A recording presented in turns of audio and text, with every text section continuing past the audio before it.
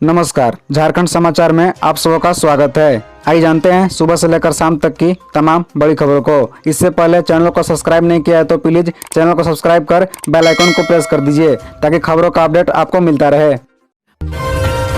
झारखंड के कांग्रेस विधायक ममता देवी की सदस्यता रद्द, दंगा भड़काने पर हुई थी 5 साल की जेल। दरअसल आपको बता दें कि झारखंड विधानसभा ने सोमवार को रामगढ़ के कांग्रेस विधायक ममता देवी को आधिकारिक रूप से आयोग घोषित कर दिया। यह फैसला ममता देवी को एक आपराधिक रूप में दोषी ठहराए जाने के बाद लिया गया। झारखंड के हजारीबाग जिले की एक विशेष अदालत ने कांग्रेस विधायक ममता देवी के साथ साथ 12 और लोगों को 5 साल की जेल की सजा सुनाई गई थी। इन सभी को 2016 के दंगे और हत्या के प्रयास के मामले में दोषी ठहराया गया। विधानसभा के अधिकारी के मुताबिक स्पीकर के निर्देश पर आयोगता अधिसूचना जारी कर दी गई। विधानसभा के अधिकारी ने बताया कि कांग्रेस विधायक ममता देवी के खिलाफ जनप्रतिनिधित्व अधिनियम 1951 के नियमों के अनुसार आयोगता की अधिसूचना जारी कर दी गई। इस नियम के तहत विधानसभा के जिस भी किसी सदस्य को दोषी ठहराया जाता है और उसे 2 साल से अधिक की जेल की सजा होती है तो उसे विधानसभा के लिए आयोग घोषित कर दिया जाता है। बता दें कांग्रेस विधायक ममता देवी को 5 साल के लिए जेल की सजा सुनाई गई है।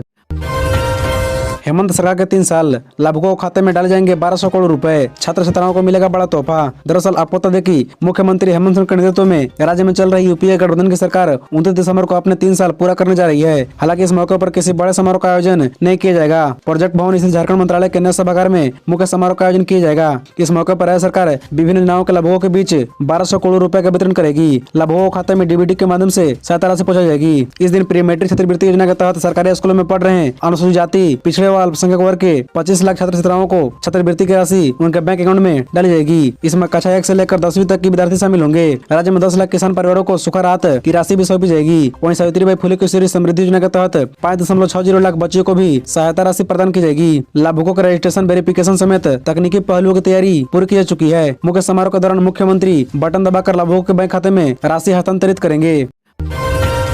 अब इरफान अंसारी, नमन बिस्वा कुंगाड़ी और राजेश कश्यप से ईडी करेगी पूछताछ, जल्द भेजेगी समन। दरअसल आपको बता दें कि झारखंड में सरकार गिराने की साजिश से जुड़े केस कांड में ईडी ने कांग्रेस के 3 निलंबित विधायकों इरफान अंसारी, राजेश कश्यप और नमन बिस्वा कुंगाड़ी से जल्द पूछताछ करेगी। बताया जाता है कि इसके लिए शीघ्र समन जारी होगा। ईडी ने इस मामले में 24 दिसंबर को विधायक अनूप सिंह से 10 घंटे पूछताछ की थी। पूछताछ में अनूप सिंह ने जो तथ्य एजेंसी को दिए हैं उसका सत्यापन तीनों विधायकों से किया जाएगा। सूत्रों के मुताबिक एजेंसी जल्द ही तीनों को समन कर अलग अलग पूछताछ करेगी। बता दें कि हावड़ा में तीनों विधायकों को जब गिरफ्तार किया गया था तब उनके पास से पुलिस ने 48 लाख रुपए बरामद किए थे। बंगाल से ईडी की जांच में सामने आया था कि विधायकों ने कोलकाता के ही टेंडर महेंद्र अग्रवाल से पैसे लिए थे। महेंद्र ने पैसे क्यों दिए इसकी भी जांच ईडी करेगी। हालांकि तीनों विधायक ने बताया था कि आदिवासी दिवस के मौके पर उन्हें साड़ी और ट्राउजर खरीदनी थी, लेकिन एजेंसी यह भी जांच करेगी कि खरीदारी करनी थी तो बगैर कुछ खरीदे तीनों विधायक झारखंड वापस क्यों लौट रहे थे।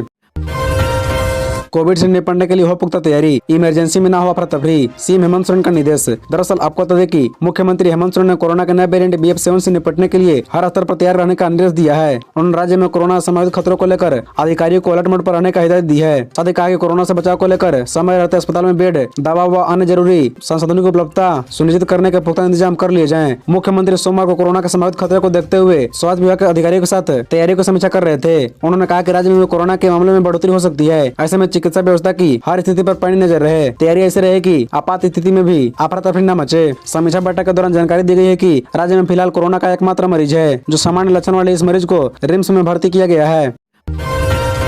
IAS पूजा सिंघल रिम्स से केंद्रीय कारा शिफ्ट, पंकज मिश्रा को भी जेल वार्ड में शिफ्ट किया जा सकता है। दरअसल आपको बता दें कि मनरेगा घोटाले के आरोप में निलंबित IAS अधिकारी पूजा सिंघल को रिम्स से डिस्चार्ज कर दिया गया। वो सोमवार को शाम 4:45 में बिरसा मुंडा केंद्रीय कारा पहुंची। रिम्स से उनका सामान भी जेल लाया गया। पूजा सिंघल को सिर में तेज दर्द, बेचैनी और उल्टी की शिकायत पर 13 दिसंबर की रात 8:10 में रिम्स में दोबारा भर्ती कराया गया था। उनकी स्थिति ठीक होने के बाद रिम्स के चिकित्सकों ने उन्हें डिस्चार्ज कर दिया। इधर अवैध खनन मामले में ईडी द्वारा गिरफ्तार पंकज मिश्रा को जेल अस्पताल में रखा गया है। उसे दिन में 6 बार अलग अलग तरह की दवाइयां दी जा रही है। CIP से डिस्चार्ज होने के बाद वहां के डॉक्टरों ने उसे नशा मुक्त केंद्र के लिए कई तरह की दवाइयां दी थी और लगातार उसे खाने की सलाह दी थी। अब खबर है कि उसे जेल अस्पताल से जेल के वार्ड 11A अथवा 11B में शिफ्ट किया जा सकता है। निजी नीति पर बोले बाबूलाल मरांडी, बारी भीतरी के नाम पर उन्माद फैला रहे हेमंत सोरेन। दरअसल आपको बता दें कि राज्य में निजी नीति रद्द होने के बाद मुख्यमंत्री हेमंत सोरेन पर बारी भीतरी के नाम पर उन्माद फैलाने का आरोप पूर्व मुख्यमंत्री बाबूलाल मरांडी ने लगाया है। बाबूलाल मरांडी ने कहा कि बारी भीतरी का राग आलाप कर उन्माद फैलाने से झारखंड के युवा बेरोजगार छात्र नौजवान अब मुख्यमंत्री के झांसे में नहीं आएंगे।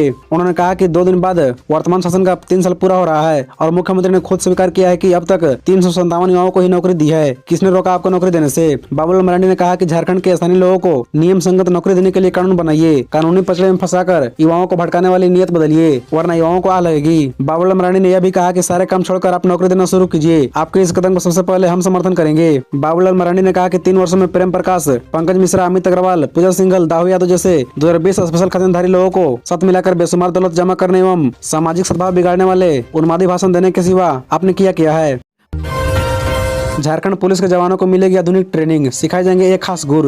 दरअसल आपको बता दें कि मुख्यमंत्री हेमंत सोरेन ने कहा कि प्रदेश सरकार पुलिस जवानों को आधुनिक ट्रेनिंग की व्यवस्था करेगी। उन्हें प्रशिक्षण के साथ ही आधुनिक हथियारों से लैस किया जाएगा। सीएम सोरेन सोमवार को पूर्वी सिंहभूम के जदुगोड़ा के स्वासपुर स्थित कांस्टेबल ट्रेनिंग सेंटर यानी CTC में पासिंग आउट परेड के निरीक्षण के बाद जवानों और अधिकारियों को संबोधित कर रहे थे। उन्होंने कहा कि CCT में अब 764 जवानों के स्थान पर 2200 जवानों को प्रशिक्षण दिया जाएगा। सरकार का फोकस बढ़ रहे साइबर क्राइम पर अंकुश लगाना है। ऐसे में CCT में प्रशिक्षण के दौरान ही जवानों को साइबर काम से निपटने के गुर भी सिखाए जाएंगे। उन्होंने प्रशिक्षण प्राप्त कर चुके जवानों को शुभकामना देते हुए अपने कर्तव्य के बेखौफी निर्वहन करने की नसीहत दी। इससे पहले सीएम ने प्रशिक्षण प्राप्त कर चुके जवानों को प्रमाण पत्र प्रदान किए। 1 वर्ष के बजाय 3 वर्ष तक चली इस ट्रेनिंग में 764 जवान शामिल हुए। सीएम ने CTC के प्रशासनिक भवन के प्रांगण में विधायक एवं अधिकारियों के साथ पौधे भी लगाए। तजाकिस्तान में फंसे मजदूरों ने स्वदेश पहुंचकर ली राहत की सांस, आज लौटेंगे घर। दरअसल आपको बता दें कि तजाकिस्तान में फंसे प्रवासी मजदूरों के परिजनों का इंतजार अब खत्म हो गया है। सभी मजदूर सोमवार को दोपहर राजधानी दिल्ली पहुंच गए। मंगलवार यानी आज मजदूरों के घर वापसी की संभावना है। दिल्ली पहुंचने पर मजदूरों ने वीडियो शेयर कर वतन वापसी पर खुशी जाहिर की है। साथ ही उनकी वापसी के लिए प्रयास करने वाले जनप्रतिनिधियों या मीडिया कर्मियों के प्रति आभार जताया है। बता दें गिरिडीह, हजारीबाग एवं बोकारो जिले के 44 प्रवासी मजदूर तजाकिस्तान में फंसे हुए थे। इन्होंने सोशल मीडिया के माध्यम से सरकार से वतन वापसी के सहयोग करने की अपील की थी। इसके बाद कोडरमा के सांसद सह केंद्रीय शिक्षा राज्य मंत्री अन्नपूर्णा देवी ने विदेश मंत्री से मुलाकात कर मजदूरों की वतन वापसी की मांग की थी। वहीं बागोदर विधायक विनोद कुमार सिंह ने झारखंड विधानसभा में मजदूरों का मामला उठाते हुए उनकी सकुशल वापसी की मांग रखी। इसके अलावा हजारीबाग के सांसद जयंत सिंह ने भी अपने स्वर से उनकी वापसी का प्रयास किया। TSPC के सब जोनल कमांडर सहित आधा दर्जन उग्रवादी चढ़े पुलिस के हथे, पूछताछ जारी। दरअसल आपको बता दें कि नक्सल रोधी अभियान में झारखंड पुलिस को बड़ी सफलता हाथ लगी है। उग्रवादी संगठन TSPC का सब जोनल कमांडर अपने आधा दर्जन साथियों के साथ गिरफ्तार कर लिया गया है। चतरा जिला के पिपरावर पुलिस ने यह कार्रवाई की है। गौरतलब है कि बीते कई महीनों से युद्ध स्तर पर जारी नक्सल रोधी अभियान में एक गिरफ्तारी बड़ी सफलता है। मिली जानकारी के अनुसार पुलिस द्वारा गिरफ्तार किए गए उग्रवादियों के पास से भारी मात्रा में हथियार और जिंदा कारतूस भी बरामद किया गया है और ये अधिकारी गिरफ्तार किए गए उग्रवादियों से पूछताछ कर रहे हैं।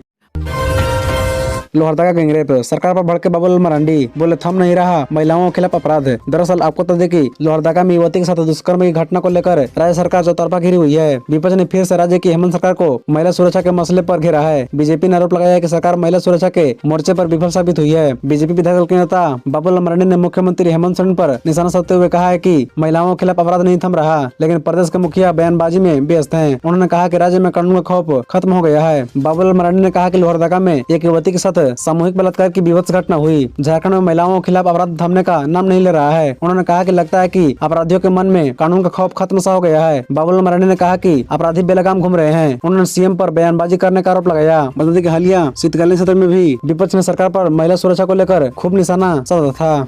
खबरों से जुड़े रहने के लिए चैनल को सब्सक्राइब, वीडियो को लाइक एवं एक दूसरे से शेयर जरूर करें। धन्यवाद।